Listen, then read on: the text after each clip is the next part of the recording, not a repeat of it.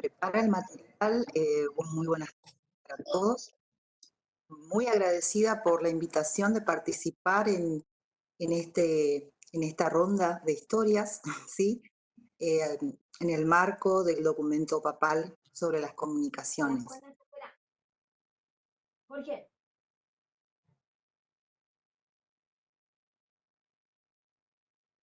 Perdón, estoy teniendo problemas de internet. Y bueno, Pero te escuchamos bien, María. Ok. Bueno, agradecida por el espacio, la invitación, más teniendo en cuenta que este año celebramos nuestros 60 años como instituto y, como decía hoy la licenciada Jackie, también celebramos los 60 años de 4 carreras, que fueron las carreras fundacionales. Entre ellas, la carrera de historia, que me toca en este momento coordinar. Quiero aclarar también que esta exposición, esta presentación, va a constituir una suerte de narración cooperativa, porque nos propusimos con 2 docentes más de la carrera, que son la licenciada Rosana Vázquez y la licenciada María Celeste Galloso, quienes colaboraron generosamente conmigo para llegar a hacer esta presentación y de esta manera dar, digamos, una narración o un discurso común de lo que concebimos como historia, como la narración en la historia y que hacen también a nuestra formación. Bueno, primero voy a empezar por el título, la narración en la historia, vigencias y responsabilidades. Vamos a referirnos a lo que es la narración en el origen de la historia y a lo largo de la historia, es decir, su importancia, su función en el discurso de la historia. ¿Cuáles son las vigencias o la vigencia en general de esto? ¿Y cuáles son nuestras responsabilidades como docentes y como comunicadores de la historia?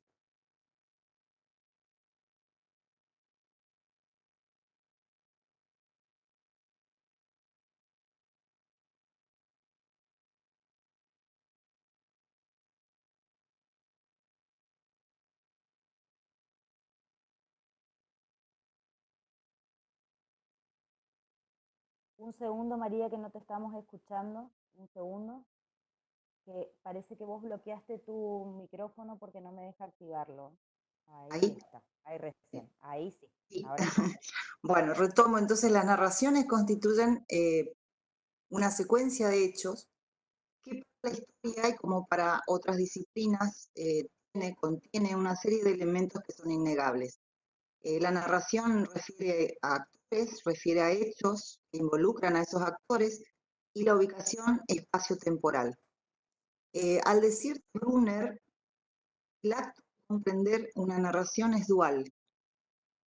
Esto dentro de la historia, tenemos que captar la trama que configura la narración y dar sentido a sus componentes.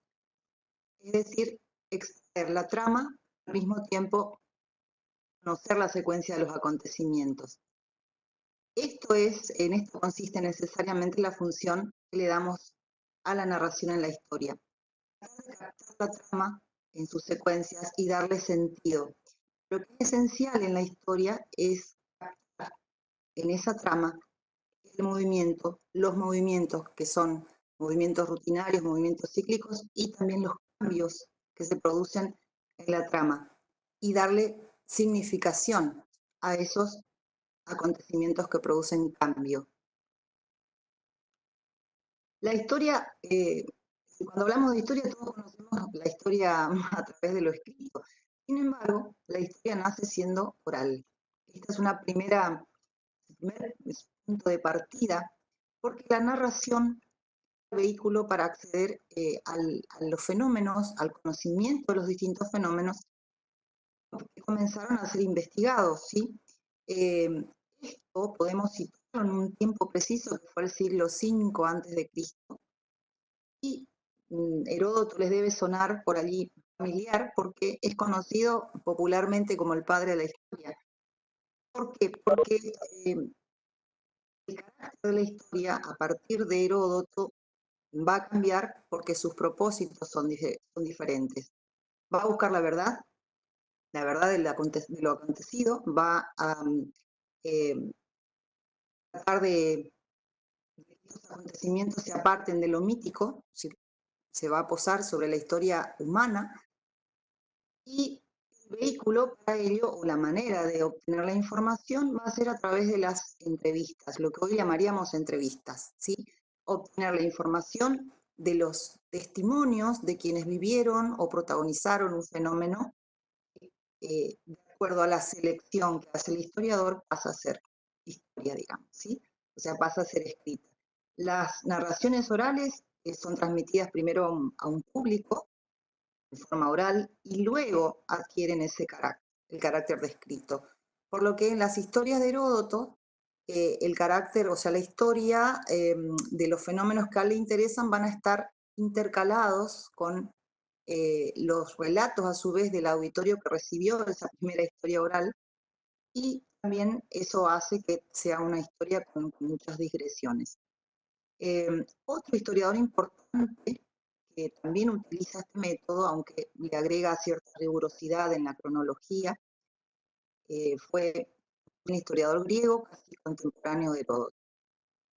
Ya con la expansión imperialista que se da en el siglo IV con el helenismo, con Alejandro Magno, y la expansión del Imperio Romano, la historia, digamos, es decir, y la manera de concebirla y de escribirla va a adquirir ciertos caracteres distintos, como por ejemplo el ecumenismo. Al crecer un imperio, como lo eran los imperios antiguos, en el caso de Alejandro Magno, y después el Imperio Romano en el siglo I a.C., van ocupando territorios donde ya se asentaban otras culturas y una diversidad de culturas que proponen narrativas nuevas.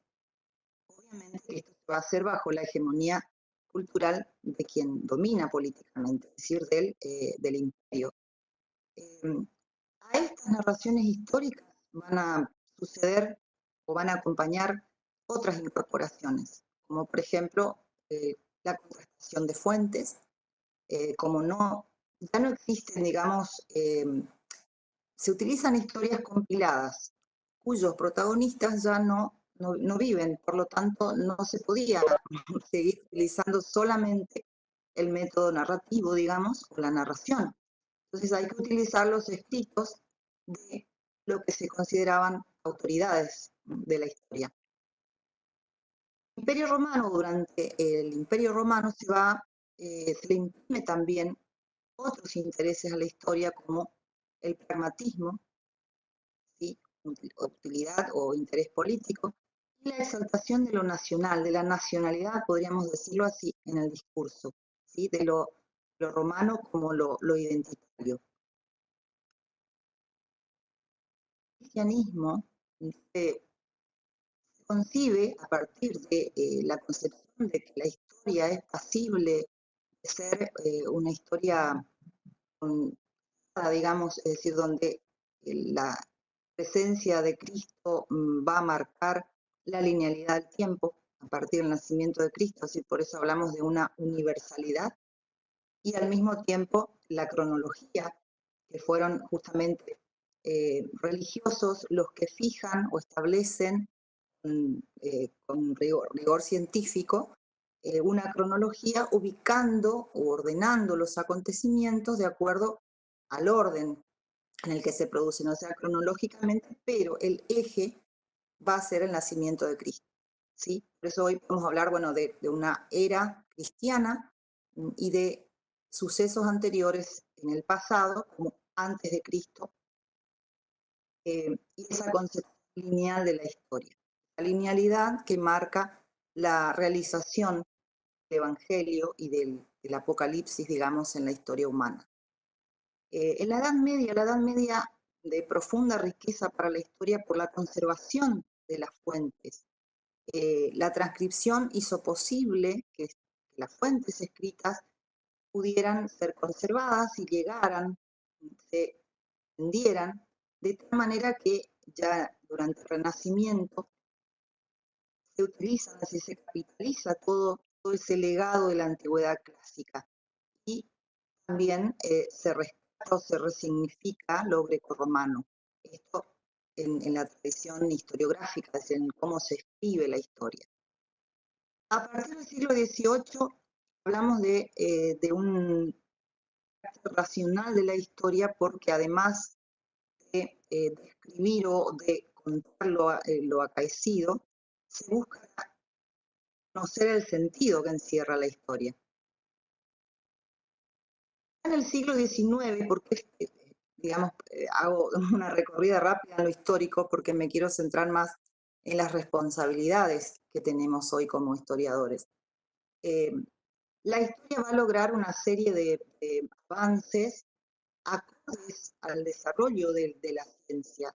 ¿Sí? El positivismo le va a imprimir una serie de modificaciones, o sea, esfuerzos por lograr el conocimiento científico y la narración quizá va a ser subestimada, ¿sí? Considerada la historia como conocimiento pasible de ser científico, pero no completamente ciencia, precisamente porque el positivismo pone la necesidad de encontrar leyes en la historia y el método científico de comprobación aplicado a distintas ciencias no era, digamos, aplicable al pasado, ¿no? A la comprobación del pasado. En el siglo XX hay una suerte de retorno a la narración, ¿sí? Esto que veníamos hablando, que venía escuchando de los expositores anteriores.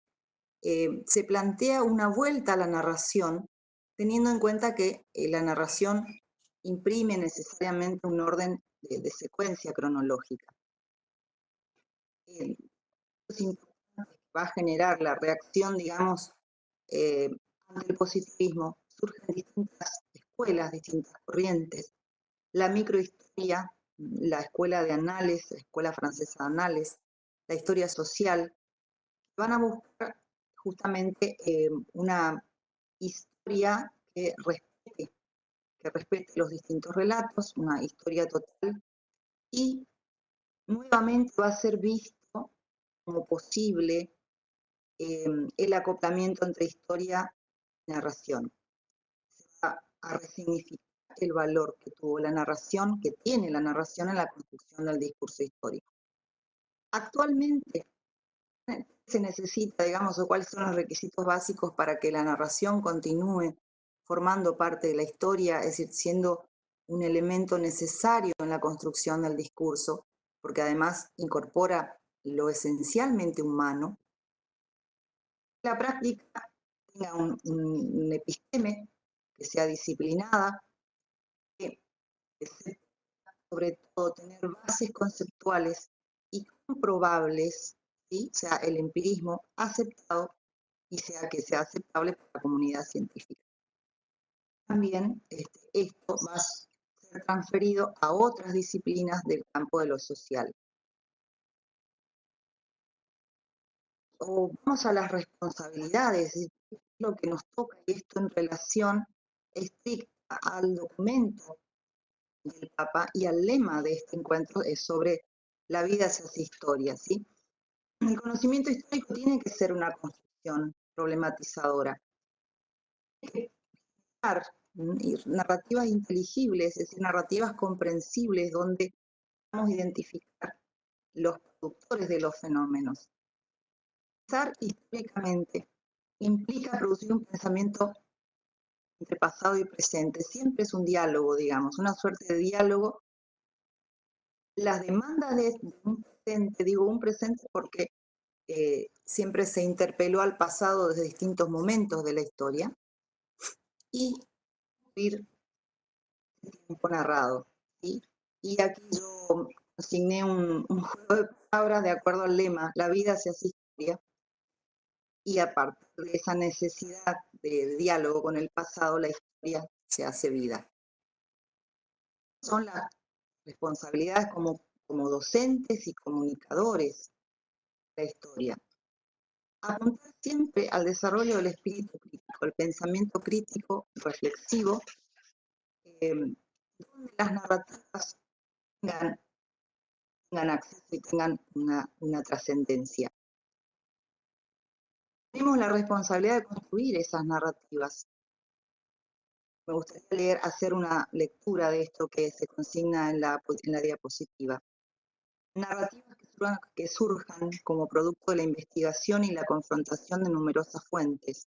Es el arma intelectual más fuerte que los historiadores podemos aportar en tiempos en los que, como decíamos, parafraseando el documento papal, en los telares de la comunicación se fabrican historias destructivas y provocadas y rompen los hilos frágiles de la convivencia, recopilando información no contrastada, repitiendo discursos triviales y falsamente persuasivos, hostigando con proclamas, de odio. No se teje la historia humana, sino que se despoja al hombre de la dignidad.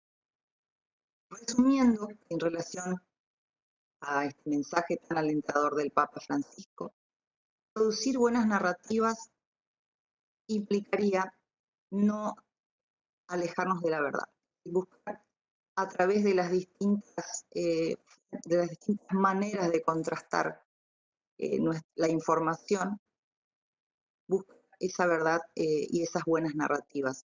No hagamos como aquel posadero, la mitología griega, buscaba que sus huéspedes calzaran a la perfección en la cama que les ofrecía, cercenándolos o estirándolos hasta desgarrarlos para que cupieran en ella. Del mismo modo, debemos apegarnos a la búsqueda noble de fuentes, la crítica a las mismas, que nos permitan narrativas que nos acerquen a la verdad, sin mutilar o estirar los testimonios para hacerlos coincidir con nuestras ideas o aquellas que resulten apropiadas a intereses mezquinos, y esto en directa relación con las buenas historias de las que nos habla el Papa Francisco. Estimada María, 2 minutos, por favor. Concluyo con esto. Ya concluyo, Walter. Entonces, esas son las herramientas que tenemos que cultivar para continuar generando buenas historias que nos iluminen.